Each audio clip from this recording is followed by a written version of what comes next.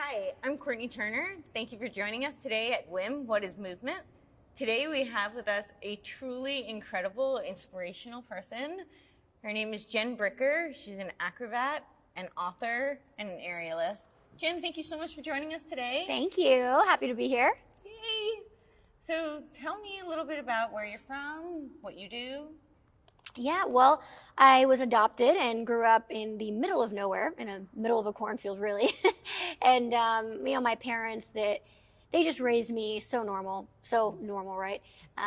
Like my older brothers, I grew up with 3 older brothers, and they just had me jumping off the couch and off the tables and scaring everybody to death and, playing in the dirt and learning how to just play with the boys and be strong and do everything they wanted to.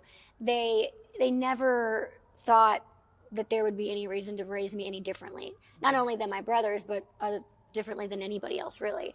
And I started sports from a very young age: basketball, softball, volleyball, power tumbling, all against able-bodied athletes, regular sports in school, no prosthetics. So how did you get involved in sports? Was that something you wanted to do? Did your parents put you in it? What gravitated you towards it? Yeah, I was always just interested in it. I just think I came out an athlete. It was just came out of the womb. You're like, came out an athlete. It was like climbing trees and always outside and interested in sports since I can remember. Wow. So I think it was just in me. Okay. Yeah. And so how did you first get started with sports? What was My your first sport was first grade softball. Okay. And right after that, almost simultaneously, was beginner tumbling classes. So it was me being like, Mom, I want to do this. Right. Dad, I want to, and then them being like, okay, cool. Well, we're going to figure it out. And then also the coaches being like, great, we're going to also figure it out. And so it was just really a lot of support and I guess really people just being open to it. It's not like they had ever had someone like me doing these things, right? So they didn't know. There wasn't a guidebook or anything, but they were open to it, and I had the drive, and I was excited, so everybody, it just worked. Wow. Mm-hmm. So did you see something that made you decide, like, oh, that looks like something I want to do, or? The other sports, I can't remember thinking, oh, that's why I wanted to do softball, or that's why I wanted to do volleyball. With tumbling, I always liked it. And in the middle of kind of, once I already started, like I started in first grade, and then I saw it on TV as a young kid as well, and I saw a person that I loved on TV being a gymnast, that in that particular sport, that was a bit more unique because I already had the drive, but then saw someone I was gravitated towards, and then so it just kind of like snowballed into being kind of the sport that was more prominent in my life. What was it about, like, when you saw somebody doing it that you liked or that was exciting for you? Well, so since I was adopted, and I knew I was Romanian, so my parents were really open about my biological family, and I was always really tan because I was in the sun, and I get brown, brown, and my hair was jet black, and I had these big eyes, so that no one looked like me. Right. Even though it's like that, maybe that doesn't look that different in a city full of people, but in a small town, there was really nobody that looked like that. And I knew it was Romanian, so there definitely was no Romanians. And so it was when I saw Dominique Munteanu on TV, I knew she was Romanian, and she looked like me, and she was a gymnast. So it was like, I had never had that many connections to one person. I had never seen one person have that many similarities as me. So it was really exciting as like a 7 or 8-year-old to see that. And that's what made you decide you wanted to start tumbling? Well, I had already started tumbling. Okay. So I had started the beginner classes, but that just, it was like it took everything to a whole different level. Wow. Yeah. So let's back up a second. When you started tumbling, so clearly there had not been anybody like you before. Was there, from your perspective, or from the coaches, or from your family, clearly that's a new challenge, right? So was there ever kind of like how are we going to do this, or maybe I'm not going to be able to do this, or how did you get around that? Yeah. So I think for most people it's pretty challenging. Most people don't see somebody doing those kind of feats and think, oh, I can totally do that. And here you are, and you're like, yeah, I got this. The amazing thing about being a kid, though, is we don't think like we do now. Sure. We're a lot less limited in our minds, actually, when we're kids, okay? Totally. And a lot of that is due to our environment, due to what our parents are saying to us, whether it's negative or positive. So that is true, too. For me, when I was a kid, I didn't actually, and this sounds funny now, but as a kid, I was like, of course I can do this. Like, please, like, because I was just known for being like a little monkey and so physically capable, which is the irony, I suppose, now as an adult that I look at it. So for me, there was no, how am I going to do this? An adult would look at it that way. But as a kid, I was just excited and I wanted to go do it. And there was no restrictions in my thinking or in my reality. So I didn't realize that it was this huge thing that a person with no legs is a power tumbler and going to state and national and junior Olympic meets and actually winning. Like, amazing. You know? And I was like, why is everybody telling me I'm such an inspiration? And I was actually annoyed. I didn't get it. Because my other friends were doing the same things and they weren't getting bombarded, you know? And I was on all these TV shows and all these talk shows and these newspapers. And I was like, this is so stupid. But yeah, it was. But my mom, she was like, but if you can help one person, then it's worth it, and that's why you do this. And I was like, okay.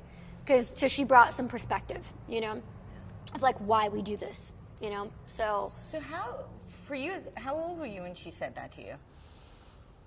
I was pretty young, probably 9 or 10. How did you take that? Was that empowering for you? Did that feel like pressure to you? What?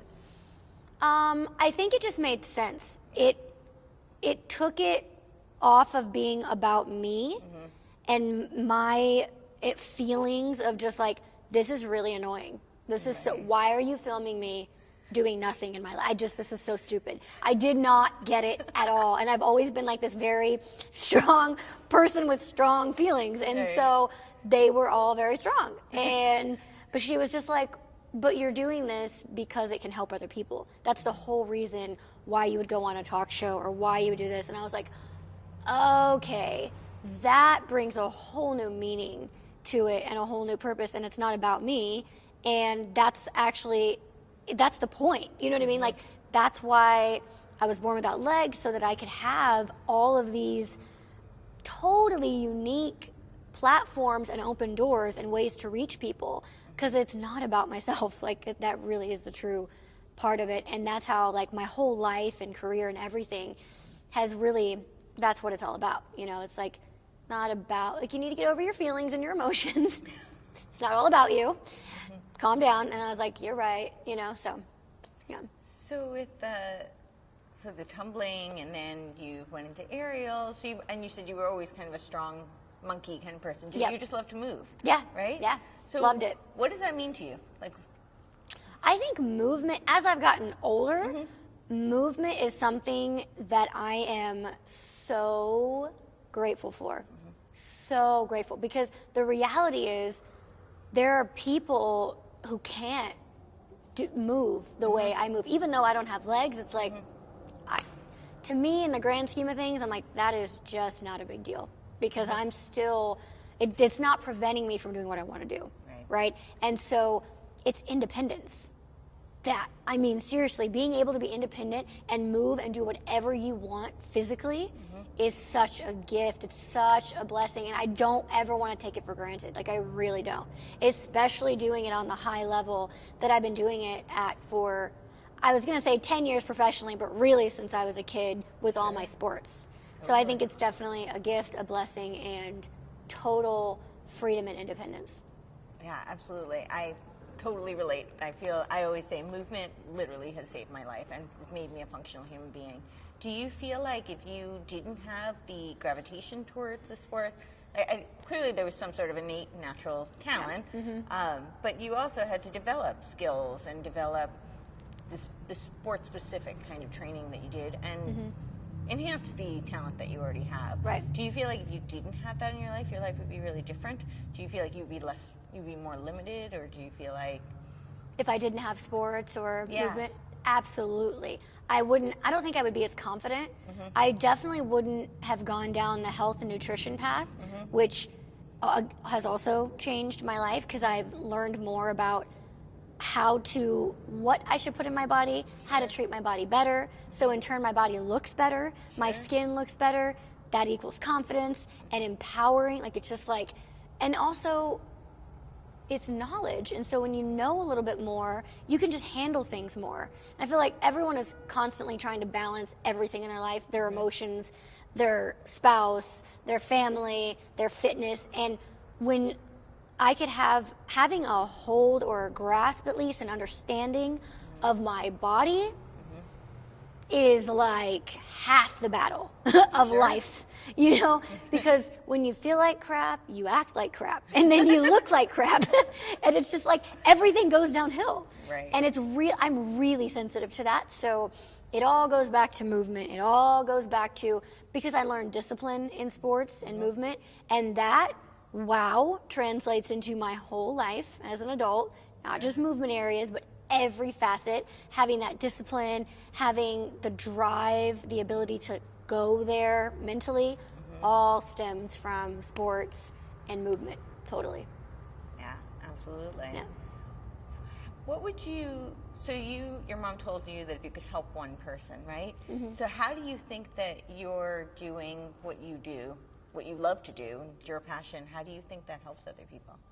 Well, it's interesting. It helps people in so many ways that I don't even know, that I don't even expect, and I only learn that through other people communicating with me. Right. So I'll give a speech or do an interview or do a performance, and if you had 10 people who came up with their feedback, right, basically what drew them in, what they connected with, they could very well, and most of the time are, almost always different. And I'm like, I would have never known. I didn't even know that was part of my story. Seriously, I have learned so much from other people and what they connect with. For years ago, and this might sound so stupid and obvious, but people started coming up to me after speeches, and they would be crying, and there would be they're like, oh, your story and your testimony of forgiveness is just incredible, and it like moved them. When you see somebody moved, and shifted, it's just like, what? You don't think of yourself as like, really? Like, from my words, you were, and then I'm like, forgiveness, what are they talking about? And it was connected to my biological parents. Because I didn't hate them, it broke something free in them to be able to forgive somebody else in their life. And I was like, what? Because I was raised with not hating my parents, biological parents, so that it gave me the freedom to not be bitter and carry a chip when I actually met my biological family. So tell me a little bit about your birth circumstances. Your parents are not from here, they're immigrants. Yep, so my biological parents are from Romania. They were born there, raised there, got married there, and then came to the States, and they had my older sister, Dominique, and then 6 years later, I was born. And, they were still poor immigrants even by the time I was born. They had nothing. I still don't really know the full story of how they even got here because they left before communism fell in Romania. So I'm like, how did you get out? It's a kind of an interesting story. And so they put me up for adoption, and they left me in the hospital that day. And there were many reasons. Like, now that I met my biological family, I kind of know some answers, but I knew that I was left in the hospital. I knew I was put up for adoption. And my parents, when they were raising me, they just said, we prayed for you, and you were an answered prayer. You were a miracle. You were meant to be with us. So, yeah, your biological parents probably gave you up for adoption because you were born without legs. But you don't know, and I don't know, what was going on in their life. We didn't walk in their shoes. And bottom line, the why of why they gave you up, it doesn't matter because you ended up exactly where you were supposed to be. And I just, your parents can tell you something as a kid, and you can just be like, okay. But then I got older, and I just knew that was true. Like, I just saw it. And I was like, yep. And I think because they were so open, so young with me, there was never a chance for it to become some unspoken thing. So it never had any power. Yeah. They're like, yeah, they probably did give you up because you didn't have legs. But you have to understand, they were, like, they even talked about the culture and how the mindset was different and it was communism. I mean, I was like 6. Wow. But I remember it was just, I was aware of it. Yeah. And then, ironically enough, 2 years after I was born, maybe not even, maybe a year after I was born, 2020 had done this expose in Romania about the conditions of Romanian orphanages, and especially for kids who had anything different, like even cross-eyed, anything. They would be thrown into these orphanages, and it was horrible. And so my parents brought that to my attention. I was, so, like, how grateful, how much of a blessing is that you weren't born there. You would have been in these, just this terrible. So it was like such perspective. And I think because they addressed it from the very beginning, it just never was an issue, And as I got older, I was like, yeah, they're right. I really was meant to be with this family. So tell me a little bit about your book. How did that come about? It's amazing. It just came out last year, actually, and we're already in 9 languages. New York Times bestseller, and just, the languages are what is so wow to me, because you see people holding your book in a language you don't even understand. That's pretty awesome, And I travel all over the world, so I have a lot of fans that are in these foreign countries, so it was really important to me that it would reach all across the globe. And I knew 3 years ago, maybe 4 years ago at this point, that it was the right time. I always knew I was going to write a book, but God just put it on my heart, and I was like, I just knew it was the right time. I just knew, and I knew there were things in my life I could talk about that I couldn't really talk about before, and I was like, now I know I'm for sure ready to really, because, I wasn't going to go into a book and have it be watered down or kind of surface level. So I was like, if I'm going to write a book, then I'm going to be open, So, so that's what I did. And then I, went through the whole literary agent and management and all this stuff, got that all done. Publishing company bought it, and then my writer and I went to work, and it was just like intimidating at first, and then super stressful because I was really, really, really busy. So most of this was completed on an airplane or in an airport. Wow. Me messaging, either emailing my writer or voice recording. A lot of it was email, surprisingly. I thought I would do all voice, but ended up writing a lot to her. And then it came out last year, and it's just been, again, amazing to see what people draw from it.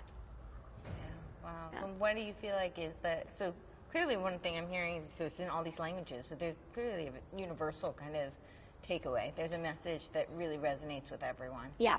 What do you think the through line is that really resonates with everyone? I think there's many through lines. I mean, it's about my whole entire life as as a whole. Sure. It's about my faith. It's about there's fitness, there's weight loss, there's adoption, there's family, there's love, there's heartbreak, there's and then in each chapter there's a little bit of a motivation. So it's a really hybrid. It's interesting because it's not just like some self-help book. It's also not just a chronological biography about your life. So it's really like. It's an interesting blend, and I love it because it's different and it's a bit artistic, and it's cool. I mean, it's me, and I wanted to make sure that when you read it, you're like, that's Jen. And it's so cool because so many people will read it and they're like, I felt like you were just talking to me. I'm like, yes, like that was the goal, not to make myself sound like some studious, amazing, vocabulary, whatever. I just wanted people to feel it and connect with it, and that is seeming to be what it's doing. And so I think it's just everybody goes through life. Everyone has a family or, goes through weight loss or love or heartbreak or whatever. So it's just like a human piece, Right. And I think that, of course, translates to every language and culture. Absolutely. Yeah. Has anyone ever told you, no, you can't do that? And if so, what was your response? How did you react to that? Yeah, definitely. One of the first thing that comes to my mind, I guess, is I was working at a theme park, and a very big theme park, and I first started working there, and I was in one of the parks within the parks, and they were telling me I couldn't ride certain rides. Now, this stems back, and it's in my book, from time I was like 12 years old, and the first time it happened. And it was just, basically there are these regulations, they're height regulations for children, okay?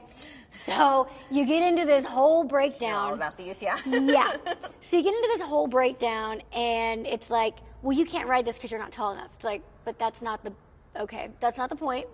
You're missing the whole OSHA regulation. It's not like, it's about how you're going to fit in the seat. And of course, you know, I wouldn't put myself on something that I thought was even remotely dangerous. Sure. So this was like my battle since I was 12 years old. So now I'm 19, and now becomes my battle as more of an adult. And I'm really well versed by this point in these regulations, and I know what's going on, right? So now I'm at this place where I'm working, and they're shutting me down on every single major ride of the places I was working at, all of them. And I was like a firecracker. I was like, whoa, I was livid. I was going off the edge. And this was, you know, younger Jen, so I didn't have the emotions quite as in check as I do now. So I was just a whole fire flame. And I was like, you know, I'm going to go to the media. I'm going to do this and that. And then I was like, and then I reeled it back in.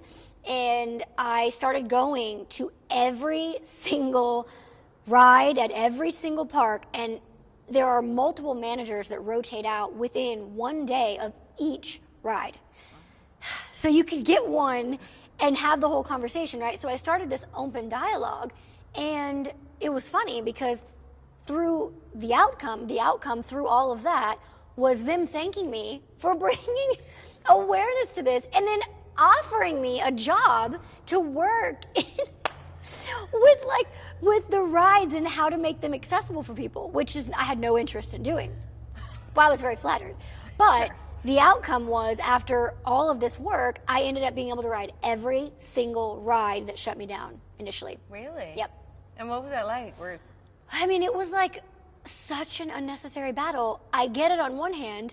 People are so afraid about being sued these days, you know, it's just become over the top. But it was a lot. Like, I had to be at one point, because I said of all the managers, so one manager would know, they wouldn't communicate to the next one, and then I'd run into the same issue, even though I had handled it already, right? So they had to, on some of the rides, they literally wrote me in to the training so that people who got trained would know I could ride this ride. Because it was the only way to make it uniform, so I wouldn't constantly run into this issue. You know, you go to a theme park, most people, they go to a theme park and they let loose and they have so much fun. And me, I'm like, okay, I'm preparing for battle. I'm literally like putting on the armor, and I gotta get a sword, and I gotta get a helmet, and it's like so exhausting. It's so draining.